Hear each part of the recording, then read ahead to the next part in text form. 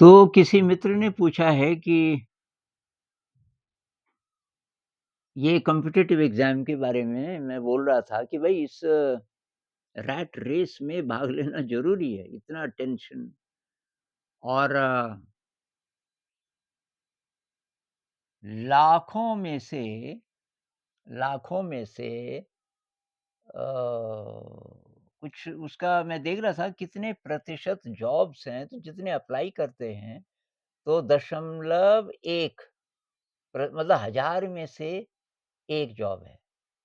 999 जो competitive exam में बैठते हैं, वो निकलने वाले नहीं हैं, एक ही निकलेगा और बहुत बार वो भी आगे जाके अगर ज़रा संवेदनशील हुआ तो वो छोड़ देता है। ऐसे लोग मिले होंगे शायद आपको भी।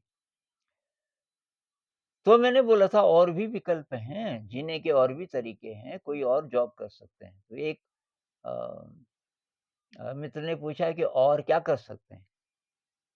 तो हज़ारों चीज़ें हैं, आप अपने स्किल पता कीजिए। अब मैं कुछ-कुछ केसेज़ रियल केसेज़ बताता हूँ। एक पति-पत्नी हैं, जो अमेरिका में थे, बहुत सफल, बहुत बड़ी कंपनी में और वो दोनों उत्तराखंड के थे।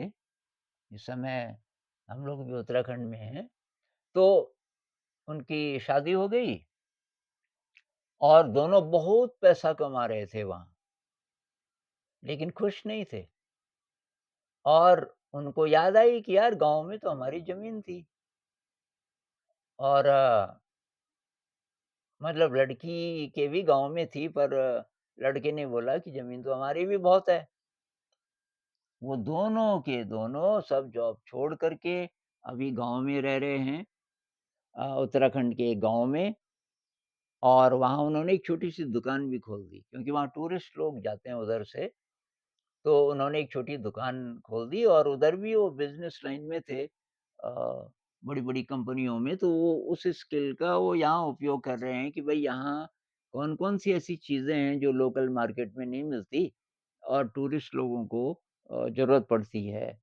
और फिर यहाँ के जो और लोग हैं, वो जो बाज़ार से कपड़ा खरीदते हैं, तो इनको बढ़िया चीज़ दी जाए।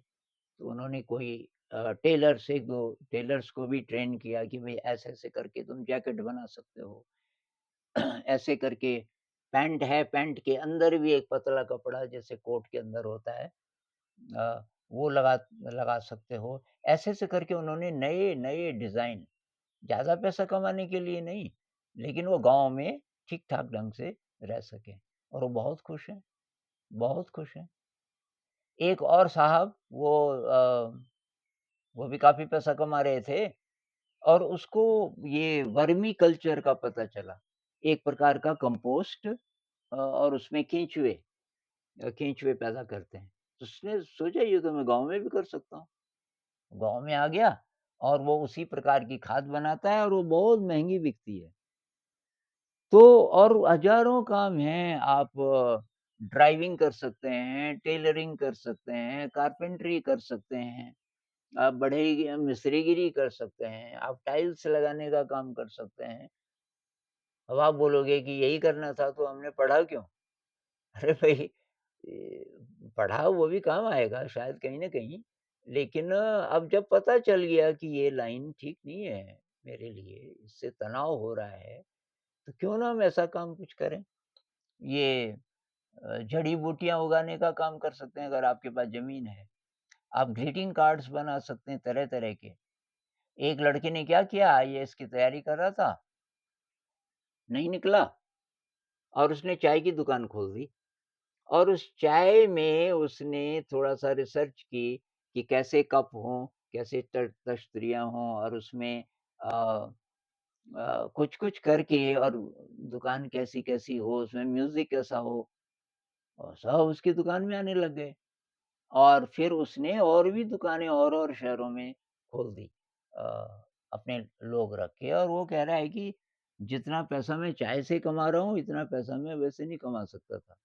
हालाँकि उसका शौक ये है, वो कह रहा ज़्यादा पैसे के लिए नहीं लेकिन मैं इसको फैलाना चाहता हूँ और वो सबको बोलता है कि अ, ज़रूरत नहीं है। कि किसी कॉम्पिटिटिव एग्ज़ाम में आप निकलें। अच्छा अ, एक मुझे साहब मिले जो कि अब बस भ्रमण कर रहे हैं। थोड़ा मिडल एज्ड हो गया, तो थोड़ा-सा दोस्ती हुई, तो पता चला कि वो भी था, आईएएस वगैरह था और उसने छोड़ दिया वहाँ से और जो उसकी कोई ज़िम्मेदारी नहीं थी, उसने कहा कि यार मैं क्यों किसी चक्कर में पड़ूँ, कभी ख़ास ज़रूरत पड़ती है तो मैं कुछ काम कर लेता हूँ, लेकिन मैं घूम रहा हूँ लगातार। तो बहुत तरीके हैं जिससे कि हम जी सकते हैं और ये ज़रूरी नहीं है कि आपको उसी रास्ते पे चलना हो।